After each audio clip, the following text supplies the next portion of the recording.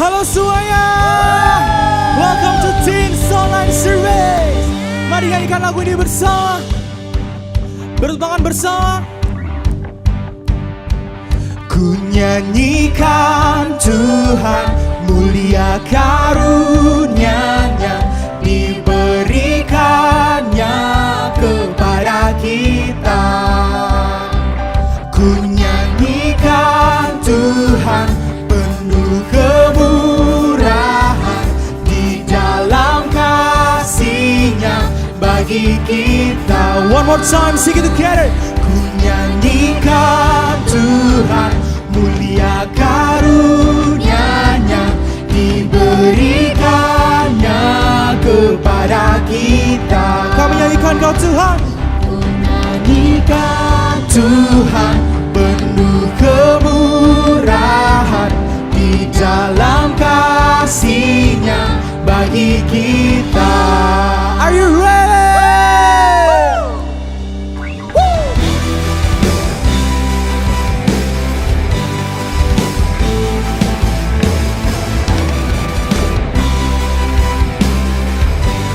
Let's sing it together. Dalam Dia kita beroleh pengampunan, sebab Dia kaya dengan kasih karunia. Dalam Dia kita beroleh penebusan, sebab Dia kaya dengan kasih dan rahmat-Nya. Ku nyanyikan Tuhan, mulia karunia-Nya, diberikannya kepada kita. Kami nyanyikan Kau Tuhan. Ku nyanyikan Tuhan, penuh kemurahan, di dalam kasih-Nya bagi kita.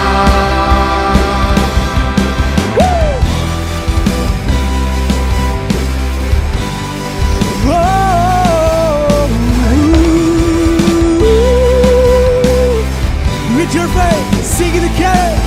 Dalam Dia kita beroleh penebus, sebab Dia kaya dengan kasih dan rahmat-Nya. Ku nyanyikan Tuhan, mulia karunia-Nya, diberikannya kepada kita. Kami mau nyanyikan Kau Tuhan. Nyanyikan Tuhan, penuh kemurahan, di dalam kasih-Nya bagi kita. Everybody clap your hands together. Kau Yesus yang termulia. With your faith, sing it together. Tuhan, mulia karunia-Nya, diberikannya kepada kita. Nyanyikan Tuhan, penuh kemurahan, di dalam kasih-Nya bagi kita. One more time, sing it together. Nyanyikan Tuhan, mulia karunia-Nya, diberikannya kepada kita. Ku nyanyikan Tuhan, penuh kemurahan, di dalam kasih-Nya bagi kita. Di dalam kasih-Nya, di dalam kasih-Nya bagi kita. Di dalam kasih-Nya, bagi kita.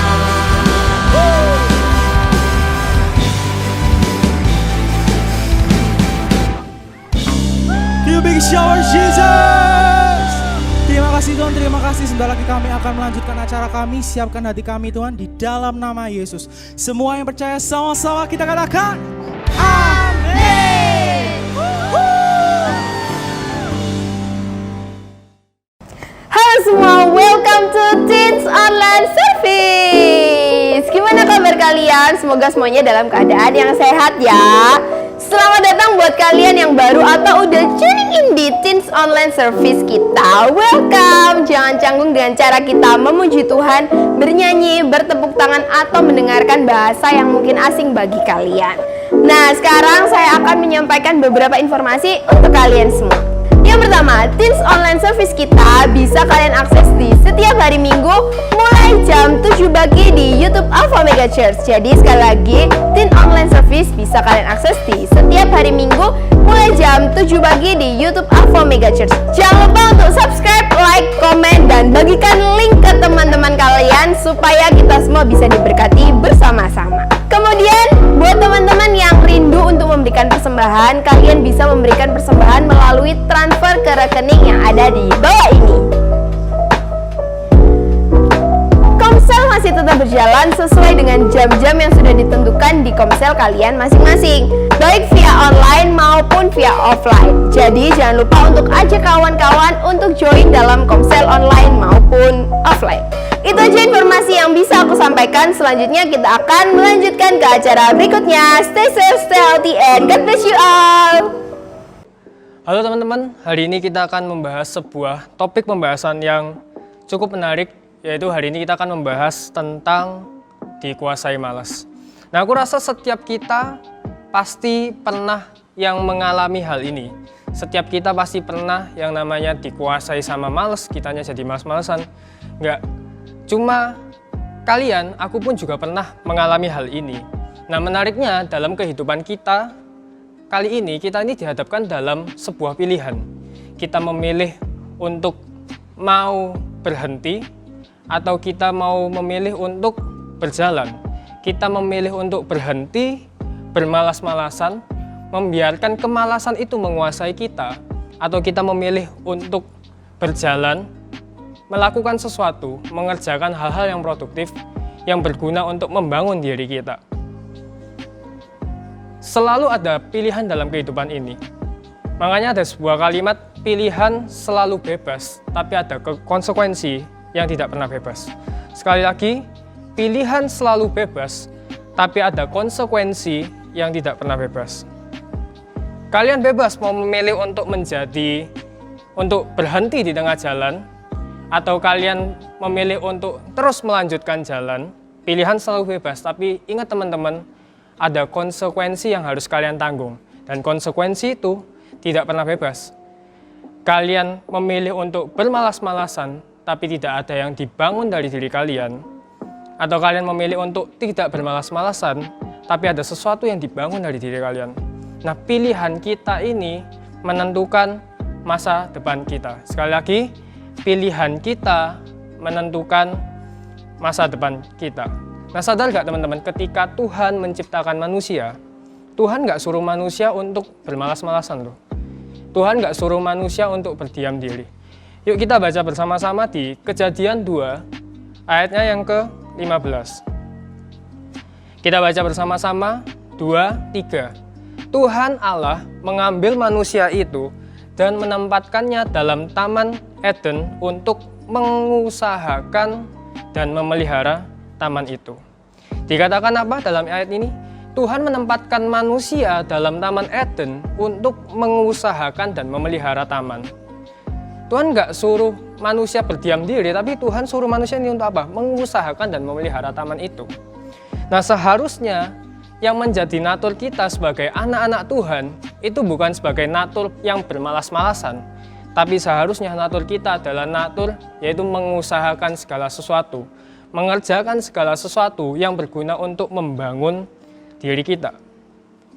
Karena sekali lagi, pilihan kita menentukan masa depan kita. Nah, seringkali muncul sebuah pertanyaan, apa yang bisa kita lakukan supaya kita ini nggak dikuasai sama males, supaya kita ini tidak bermalas-malasan. Yang pertama yang bisa kita lakukan adalah sadari identitas diri kita di dalam Tuhan. Efesus 2 ayat yang ke-10 dikatakan, karena kita ini buatan Allah, diciptakan dalam Kristus Yesus untuk melakukan pekerjaan baik yang dipersiapkan Allah sebelumnya. Ia mau supaya kita hidup di dalamnya. Dikatakan kalau kita ini buatan Allah untuk apa? Melakukan pekerjaan baik. Karena kita ini buatan Allah, seharusnya apa? Yang kita lakukan adalah mengerjakan pekerjaan baik. Nah, terjemahan Inggrisnya lebih keren lagi. Dikatakan, for we are God's masterpiece. Kalian tahu kan, masterpiece adalah sebuah mahakarya. Kalau misalnya seorang seniman memiliki sebuah mahakarya, berarti kan karya itu sangat bernilai. Karya itu sangat berkualitas. Nah, kita ini mahakaryanya Tuhan. Kita diciptakan Tuhan itu keren banget, spesial dan berharga. Ini juga berbicara kalau misalnya setiap kita pun juga memiliki kualitas yang bagus. Tapi permasalahannya, apakah kita mau memilih untuk menjadi orang yang berkualitas atau enggak? Apakah kita mau memilih untuk hidup berkualitas atau enggak? Karena pada dasarnya kita ini sudah berkualitas. Kita ini mahakaryanya Tuhan. Kita lanjut di Matius 5 ayat 16. Demikianlah hendaknya terangmu bercahaya di depan orang, supaya mereka melihat perbuatanmu yang baik dan memuliakan Bapamu yang di sorga. Kedua ayat ini dari yang tadi aku bacakan, ini juga berbicara tentang apa? Mengerjakan perbuatan yang baik. Bahkan dalam ayat ini dikatakan hendaknya terangmu bercahaya di depan orang. Ingat teman-teman, kita semua ini sudah jadi terang. Di ayat yang sebelumnya kita paham kalau kita ini mahakaryanya Tuhan. Di ayat yang ini diperjelas lagi kalau kita ini adalah terangnya Tuhan.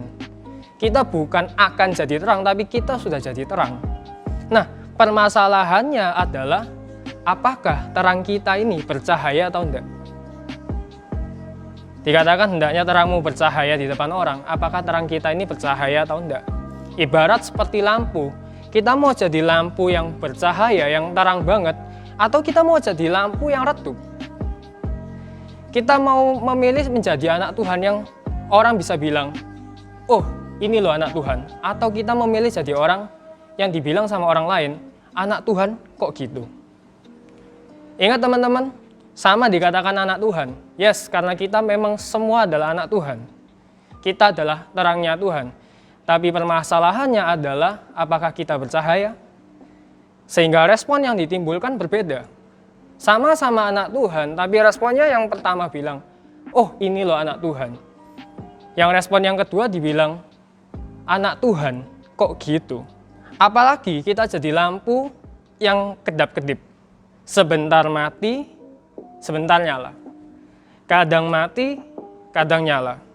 Ibarat seperti ini, kalau kita di gereja, kita on fire melayani Tuhan, tapi di luar gereja, kita malah jadi malas-malesan. Di gereja kita semangat, kita on time. Di luar gereja, waktu ngumpulin tugas, kita malah molor. Diajak buat kerja kelompok, nggak mau. Di gerejanya kita on fire. Di luar malah nggak ada apa-apanya. Makanya harusnya ketika kita on fire di gereja, kita juga harus on fire di luar supaya orang bisa melihat perbuatan kita. Tuhan suruh supaya terangnya kita bercahaya, nggak cuma di satu tempat, tapi di setiap tempat kita adalah terangnya Tuhan yang bercahaya. Dimanapun kita ditempatkan, harusnya kita bercahaya. Makanya kita harus sadar teman-teman, kalau misalnya kita ini adalah terangnya Tuhan. Kita jangan jadi orang yang seperti lampu yang redup, apalagi yang mati nyala. Supaya setiap orang bisa lihat kita, dan mereka bisa bilang, oh ini anak Tuhan. Yang berikutnya yang bisa kita lakukan supaya males itu nggak menguasai kita. Kita sudah mengerti kalau misalnya kita ini mahakaryanya Tuhan. Kita diciptakan kalau kita ini spesial, berharga, berkualitas. Yang berikutnya adalah jalani semuanya bersama dengan Tuhan. Akan ada banyak tantangan ketika kita memilih untuk terus berjalan. untuk terus bertumbuh. Terkadang sebuah tantangan itu membuat kita untuk mundur. Tantangan itu membuat kita untuk stop berada di satu tempat dan kita nggak bisa melanjutkan jalan lagi. Tapi teman-teman, ingat, pilihan kita menentukan masa depan kita. Kita memilih untuk stop sehingga ada konsekuensi yang harus kita tanggung, atau kita memilih untuk terus berjalan dan tentu ada konsekuensinya juga, tapi konsekuensi yang berbeda. Ada sesuatu hal yang dibangun dari dalam diri kita. Kalau misalnya kita stop, kita akan mati, gak ada yang sesuatu yang dibangun dari dalam diri kita. Tapi kalau misalnya kita mau terus bertumbuh, mau terus berjalan, ada sesuatu yang dibangun dari dalam diri kita. Makanya jangan hidup menurut agendanya kita, tapi berjalan menurut agendanya Tuhan. Gimana sih supaya kita ini bisa menurut agendanya Tuhan? Harus melibatkan Tuhan di setiap apapun yang kita lakukan. Harus libatkan Tuhan supaya setiap apa yang kita lakukan itu kita nggak jadi loyo, kita nggak jadi capek. Makanya dikatakan di dalam 1 Petrus 5 ayatnya yang ke-6 sampai ke-7. Petrus bilang gini, karena itu rendahkanlah dirimu di bawah tangan Tuhan yang kuat, supaya kamu ditinggikannya pada waktunya. Serahkanlah segala kekhawatiranmu kepadanya, sebab Ia yang memelihara kamu. Jalani semuanya sama Tuhan. Jangan hidup menurut agendanya kita, tapi hidup menurut agendanya Tuhan. Selalu libatkan Tuhan di setiap apapun yang kita alami. Selalu libatkan Tuhan buat setiap apa yang kita lakukan. Kita lagi di bawah, kita lagi di atas, selalu libatkan Tuhan. Supaya di saat kita merendahkan diri kita dan melibatkan Tuhan, ayat yang tadi dikatakan, kamu akan ditinggikannya pada waktunya. Perlu untuk kita semua melibatkan Tuhan dalam setiap apa yang kita lakukan. Yang berikutnya yang bisa kita lakukan adalah tergabung dalam komunitas yang benar. Pengkhotbah 4 ayat yang 9 sampai 10 dikatakan, berdua lebih baik daripada seorang diri, karena mereka menerima upah yang baik dalam jerih payah mereka. Karena kalau mereka jatuh, yang seorang mengangkat temannya, tetapi wahai orang yang jatuh yang tidak mempunyai orang lain untuk mengangkatnya. Ini pentingnya ketika kita punya orang yang selalu support kita. Ketika kita jatuh, yang satu mengangkat temannya. Ketika kita lagi bermalas-malasan, ada orang yang ingetin kita, hey, come on, ayo kita nggak boleh males. Nah, ketika aku nulis khotbah ini, aku teringat akan suatu cerita. Ya teman-teman tahu kalau misalnya kita ini punya pendeta yang gemar berolahraga. Nah kalau kita lihat Instagramnya Ko Elia, kita tahu kalau Ko Elia ini rajin naik sepeda. Aku teringat suatu hari Ko Elia pernah cerita sama aku tentang pengalamannya naik sepeda sama teman-temannya, sama komunitasnya. Pada suatu ketika dia dihadapkan untuk melewati sebuah tanjakan. Nah, aku lupa ini di mana lokasinya. Tapi dalam momen ini dikatakan kalau detak jantungnya itu udah cepet banget. Ya ini menandakan kalau udah lagi capek-capeknya. Dan tanjakan itu harus dilewatin supaya dia bisa mengejar ketinggalannya sama teman-teman yang lain. Nah, di saat itu ada orang yang selalu semangatin dia, ayo, bisa, ayo, bisa. Ayo, kamu pasti bisa buat ngelewatin ini. Nah, Ko Elia bilang, kalau nggak ada orang yang ngingetin dia, dia bakal ketinggalan jauh sama teman-temannya yang lain waktu naik sepeda. Dia nggak bisa berhasil buat lewatin tanjakan itu. Nah, dari hal ini kan kita bisa belajar. Dari pengalamannya Ko Elia sendiri pun kita bisa belajar gitu loh. Kalau, penting loh kita ini punya orang yang selalu support kita. Penting loh kita ini punya orang, punya teman yang selalu ngedukung kita, yang selalu ingetin kita. Waktu kita jatuh, waktu kita dalam masalah, waktu kita banyak tantangan, perlu ada orang yang selalu ada sama kita buat ngingetin kita. Nah, di gereja kita ini punya yang namanya komsel. Gereja ada kelompok sel. Buat teman-teman yang nggak tahu kelompok sel, ya kita dikelompokkan bersama orang-orang. Ya, di sana kita bisa sharing firman bareng-bareng, saling menguatkan satu sama yang lain. Nah, aku harap buat teman-teman yang belum tergabung dalam kelompok sel, kalian bisa tergabung dalam kelompok sel. Kalau kalian lagi bolong-bolongnya dalam ikut komsel, kalian bisa mulai rajin lagi, sehingga jangan pernah ada alasan, wah aku lagi males, nggak ada orang yang dukung aku. Gereja pun juga support kita. Gereja ada komsel yang selalu support kita.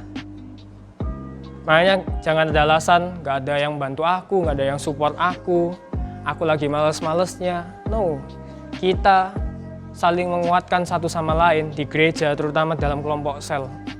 Ada teman-teman yang mampu untuk mendukung kita, mensupport apa yang kita lakukan. Ingat teman-teman, penting buat kita punya teman yang bisa support kita. Dikatakan di ayat yang tadi, kalau yang satu jatuh, yang satu mengangkatnya. Ketika yang satu lagi down, yang satu lagi bisa mengangkatnya. Yang penting buat kita tergabung dalam komsel di gereja. Oke, hari ini kita belajar. Yang pertama apa? Tahu identitas diri kita di dalam Tuhan. Sadari identitas diri kita. Kita ini maha karyanya Tuhan. Kita ini terangnya Tuhan. Jadi jangan anggap diri kita ini biasa-biasa aja. Kalau kalian bilang, udahlah, aku nak masalah terus kalian down. No, seharusnya bukan itu mental anak Tuhan. Mental anak Tuhan adalah mengerjakan sesuatu. Karena kita ini berkualitas. Kita harus jadi terang, jangan hanya jadi terang yang biasa-biasa aja. Tapi kita harus jadi terang yang bercahaya, yang dimana semua orang bisa bilang, ini anak Tuhan. Sehingga semua orang paham, di sana Tuhan dipermuliakan lewat perbuatan kita. Makanya sadari identitas diri kita supaya kita nggak jadi orang yang males. Nah, ketika kita menjalani semuanya itu, ketika kita sadar identitas diri kita mulai melangkah, harus melibatkan Tuhan. Ketika kita memulai segala sesuatu, melibatkan Tuhan. Nah, ketika kita menjalaninya, juga harus melibatkan Tuhan. Jangan hanya melibatkan Tuhan di awal, terus setelah menjalaninya kalian melupakan Tuhan. Tapi harus melibatkan Tuhan juga di tengah perjalanan kalian. Supaya apa? Supaya apa yang kita kerjakan semuanya berhasil. Karena kita nggak hidup menurut agendanya kita, tapi kita hidup menurut agendanya Tuhan. Yang dimana ketika kita merendahkan diri, di sana Tuhan akan meninggikannya pada waktunya. Libatkan Tuhan, teman-teman. Yang terakhir, ingat tergabung dalam komunitas yang benar. Kalau di gereja kita ada komsel, kalian bisa tergabung. So, itu aja pembahasan kita hari ini. 3 hal simple. Yang pertama, sadari identitas diri kita. Yang kedua, selalu libatkan Tuhan. Yang ketiga, tergabunglah dalam komunitas yang benar. Mari kita pejamkan mata kita bersama-sama, kita berdoa. Bersyukur Tuhan buat hari ini kami bisa mengerti Tuhan bahwa supaya kami nggak dikuasai dalam kemalasan Tuhan, kami harus menyadarkan diri kami kalau kami ini berkualitas, berharga karena kami ini maha karyanya Tuhan. Dan izinkan kami Tuhan untuk selalu melibatkan Engkau dalam setiap perjalanan hidup kami. Dan sadarkan kami Tuhan kalau kami pun punya teman-teman yang mensupport kami di gereja kami. Tuhan, Engkau tuntun setiap langkah yang kami ambil, rancangan-Mu yang terbaik dalam kehidupan kami. Tuhan, kami semua bukan jadi anak yang bermalas-malasan, tapi kami mau menjadi anak-anak mempunyai mentalitas yang bagus, supaya setiap apa yang kami kerjakan, Tuhan bisa buat berhasil. Berkati studi kami, berkati kehidupan kami, berkati papa mama kami, berkati keluarga kami. Semuanya ini kami serahkan ke dalam tangan-Mu, dalam nama Tuhan Yesus Kristus. Haleluya. Amin.